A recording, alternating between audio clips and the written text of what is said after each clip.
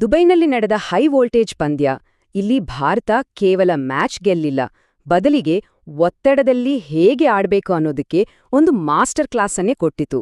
ಮೊದಲನೇ ಬಾಲ್ನಿಂದಲೇ ಪಾಕಿಸ್ತಾನದ ಮೇಲೆ ಸಂಪೂರ್ಣ ಹಿಡಿತ ಸಾಧಿಸ್ತು ಅಂತಾನೆ ಹೇಳ್ಬಹುದು. ಹೌದು, ಇದು ಬರೀ ಒಂದು ಮ್ಯಾಚ್ ಆಗಿರ್ಲಿಲ್ಲ, ಇದೊಂದು ಖಡಕ್ ಸ್ಟೇಟ್ಮೆಂಟ್. ಯಾಕಂದ್ರೆ ಇಲ್ಲಿ ಭಾರತ ಗೆದ್ದಿದ್ದು ಮಾತ್ರ ಮುಖ್ಯವಲ್ಲ, ಗೆದ್ದ ರೀತಿ ಇದೆಯಲ್ಲ, ಅದು ಇಡೀ ಕಥೆಯನ್ನೇ ಹೇಳುತ್ತೆ. ಹಾಗಾದ್ರೆ ಈ ಕಥೆ ಶುರುವಾಗಿದ್ದು ಎಲ್ಲಿಂದ? ಪಾಕಿಸ್ತಾನ ಟಾಸ್ ಗೆದ್ದು ಬ್ಯಾಟಿಂಗ್ ಆಯ್ದುಕೊಂತು, ಆದ್ರೆ ಅವರಿಗೆ ಮುಂದೆ ಎದುರಾಗಿದ್ದು ನಿರಂತರ ಒತ್ತಡದ ಶಾಕ್. ಹಬ್ಬ, ಸ್ಕೋರ್ ನೋಡಿ, ಕೇವಲ 127 ರನ್ಗೆ 9 ವಿಕೆಟು. ಇವತ್ತಿನ ಟಿ20 ಕ್ರಿಕೆಟ್ನಲ್ಲಿ ಇದೊಂದು ಸಾಧಾರಣ ಮೊತ್ತ ಅಲ್ವಾ? ಭಾರತದ ಬೌಲರ್ಗಳ ಸಂಘಟಿತ ದಾಳಿಗೆ ಪಾಕಿಸ್ತಾನದ ಬ್ಯಾಟಿಂಗ್ ಲೈನಪ್ ಸಂಪೂರ್ಣವಾಗಿ ಕುಸಿದುಬಿತ್ತು. ಭಾರತದ ಈ ಯಶಸ್ಸಿನ ಹಿಂದಿನ ಅಸಲಿ ಸೂತ್ರಧಾರಿ ಯಾರು? ಬೇರೆ ಯಾರೂ ಅಲ್ಲ, ನಮ್ಮ ಬೌಲಿಂಗ್ ವಿಭಾಗ. ಪಾಕಿಸ್ತಾನದ ಬ್ಯಾಟಿಂಗ್ ಅನ್ನ ಹೇಗೆ ಹಂತ ಹಂತವಾಗಿ ಬೇಟೆಯಾಡಲಾಯಿತು ಅಂತ ನೋಡೋಣ ಬನ್ನಿ. ಪಾಕಿಸ್ತಾನದ ಪತನ ಒಂದೇ ಹಂತದಲ್ಲಿ ಆಗಿದ್ದಲ್ಲ. ಮೊದಲು ಹಾರ್ದಿಕ್ ಮತ್ತು ಬುಮ್ರಾ ಹೊಸ ಚೆಂಡಿನಿಂದ ಆರಂಭಿಕ ಆಘಾತ ನೀಡಿದ್ರು. ಸೈಮ್ ಅಯ್ಯೂಬ್ ಮತ್ತು ಹ್ಯಾರಿಸ್ ಬೇಗನೆ ಔಟ್. ಅಡಿಪಾಯ ಅಲುಗಾಡಿದ ಮೇಲೆ ಕುಲ್ದೀಪ್ ಮತ್ತು ಅಕ್ಷರ್ ತಮ್ಮ ಸ್ಪಿನ್ ಬಲೆ ಹೆಣಿದ್ರು. ರನ್ಗಳು ಬರೋದು ನಿಂತೋಯ್ತು, ವಿಕೆಟ್ಗಳು ಬೀಳೋಕ್ ಶುರುವಾದ್ವು. ಕೊನೆಗೆ ಡಾಟ್ ಬಾಲ್ಗಳ ಒತ್ತಡ ಹೆಚ್ಚಾದಂತೆ ಪಾಕಿಸ್ತಾನದ ಸಂಪೂರ್ಣ ಬ್ಯಾಟಿಂಗ್ ಲೈನಪ್ ಕುಸಿದುಬಿತ್ತು. ಪ್ರಮುಖ ಬೌಲರ್ಗಳ ಪ್ರದರ್ಶನ ನೋಡಿದ್ರೆ ಗೊತ್ತಾಗುತ್ತೆ, ಇದೊಂದು ಪಕ್ಕಾ team effort. Kuldeep Yadav 3 wicket ಕಿತ್ತು ಮಧ್ಯಮ ಓವರ್ಗಳಲ್ಲಿ ಮ್ಯಾಚ್ನ ದಿಕ್ಕನ್ನೇ ಬದಲಿಸಿದ್ರು. ಅವ್ರಿಗೆ ಅಕ್ಷರ್ ಪಟೇಲ್ ಮತ್ತು ಹಾರ್ದಿಕ್ ಪಾಂಡ್ಯ ಕೂಡ ಅದ್ಭುತವಾಗಿ ಸಾಥ್ ನೀಡಿದ್ರು. ಹಾಗಾದ್ರೆ ಸ್ಪಿನ್ ಬಲೆ ಅಂದ್ರೆ ಏನಪ್ಪಾ? ಇದೊಂದು ಸಿಂಪಲ್ ಆದ್ರೆ ಬಹಳ ಪರಿಣಾಮಕಾರಿ ತಂತ್ರ. ಸ್ಪಿನ್ನರ್ಗಳು ಒಟ್ಟಾಗಿ ದಾಳಿ ಮಾಡಿ ರನ್ ಗತಿಯನ್ನ ಕಟ್ಟಿಹಾಕೋದು, ಬ್ಯಾಟ್ಸ್ಮನ್ಗಳ ಮೇಲೆ ಒತ್ತಡ ಹೇರಿ ವಿಕೆಟ್ ಪಡೆಯೋದು. ಕುಲ್ದೀಪ್, ಅಕ್ಷರ್ ಮತ್ತು ವರುಣ ಚಕ್ರವರ್ತಿ ಈ ಪ್ಲಾನ್ ಅನ್ನ ಪರ್ಫೆಕ್ಟ್ ಆಗಿ ಎಕ್ಸಿಕ್ಯೂಟ್ ಮಾಡಿದ್ರು.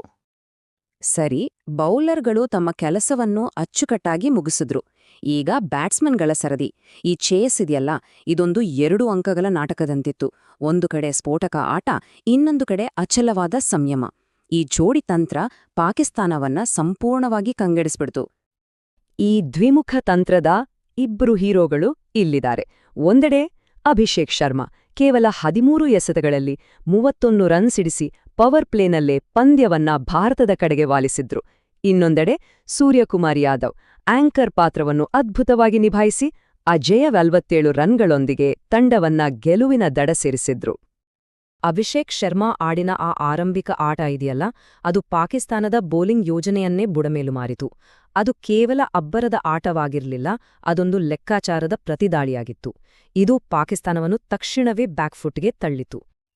ಭದ್ರವಾದ ಬುನಾದಿ ಸಿಕ್ಕ ಮೇಲೆ ಸೂರ್ಯಕುಮಾರ್ ಯಾದವ್ ಶಾಂತ ಸಂಹಾರದೊಂದಿಗೆ ತಂಡವನ್ನು ಮುನ್ನಡೆಸಿದರು. ಅವರು ಗ್ಯಾಪ್ಗಳನ್ನ ಗುರುತಿಸಿ ಸ್ಟ್ರೈಕ್ ರೊಟೇಟ್ ಮಾಡಿ ಮತ್ತು ಅಗತ್ಯವಿದ್ದಾಗ ಮಾತ್ರ ದೊಡ್ಡ ಹೊಡೆತಗಳನ್ನ ಬಾರಿಸಿದರು. ಅವರ ಆಟದಲ್ಲಿ ಬುದ್ಧಿವಂತಿಕೆ ಮತ್ತು ಸಂಯಮ ಎರಡೂ ಎದ್ದು ಕಾಣುತ್ತಿತ್ತು. ಹಾಗಾದ್ರೆ ಈ ಗೆಲುವಿನ ನಿಜವಾದ ಅರ್ಥವೇನು? ಇದು ಕೇವಲ ಸ್ಕೋರ್ಬೋರ್ಡ್ನಲ್ಲಿ ದಾಖಲಾದ ಒಂದು ಗೆಲುವಲ್ಲ, ಇದ್ರ ಹಿಂದಿನ ಸಂದೇಶ ಅದಕ್ಕಿಂತಲೂ ದೊಡ್ಡದು. ಭಾರತದ ಗೆಲುವನ್ನು 3 ಭಾಗಗಳಲ್ಲಿ ಹೇಳಬಹುದು. 1. ಸಂಘಟಿತ ಬೌಲಿಂಗ್, ಎಲ್ಲರೂ ಒಂದು ಯೂನಿಟ್ ಆಗಿ ಕೆಲಸ ಮಾಡಿದ್ರು. 2. ಚಾಣಾಕ್ಷ ಬ್ಯಾಟಿಂಗ್, ಇದರಲ್ಲಿ ಆಕ್ರಮಣ ಮತ್ತು ಸಂಯಮ ಎರಡೂ ಇತ್ತು. 3ನೇದು ಉಕ್ಕಿನಂತಹ ಮನಸ್ಥಿತಿ. ತಂಡ ತೋರಿದ ಆಸ್ಟ್ರೇಲಿಯಾ ಮಟ್ಟದ ಸಂಯಮ ಪಾಕಿಸ್ತಾನಕ್ಕೆ ಕಂಬ್ಯಾಕ್ ಮಾಡೋಕೆ ಯಾವುದೇ ಅವಕಾಶವನ್ನೇ ಕೊಡ್ಲಿಲ್ಲ. ಈ ಪ್ರದರ್ಶನ ಒಂದು ಗೆಲುವು ಮಾತ್ರವಲ್ಲ, ಇದೊಂದು ಎಚ್ಚರಿಕೆಯ ಘಂಟೆ ಕೂಡ.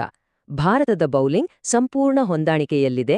ಬ್ಯಾಟರ್ಗಳು ನಿರ್ಭೀತರು ಮತ್ತು ಬುದ್ಧಿವಂತರು ಮತ್ತು ತೀವ್ರ ಒತ್ತಡದಲ್ಲಿಯೂ ತಪ್ಪು ಮಾಡದ ಸಾಮರ್ಥ್ಯವನ್ನು ತೋರಿಸಿದ್ದಾರೆ. ಇದು ಮುಂಬರುವ ಪಂದ್ಯಗಳಲ್ಲಿ ಎಲ್ಲ ಪ್ರತಿಸ್ಪರ್ಧಿಗಳಿಗೆ ಕಳುಹಿಸಿದ ಸ್ಪಷ್ಟ ಸಂದೇಶ. ಅಭಿಮಾನಿಗಳಿಗೆ ಇದೊಂದು ತೃಪ್ತಿಕರ ಗೆಲುವು, ನಿಜ. ಆದ್ರೆ ಪ್ರತಿಸ್ಪರ್ಧಿಗಳಿಗೆ ಇದರ ಸಂದೇಶವೇನು?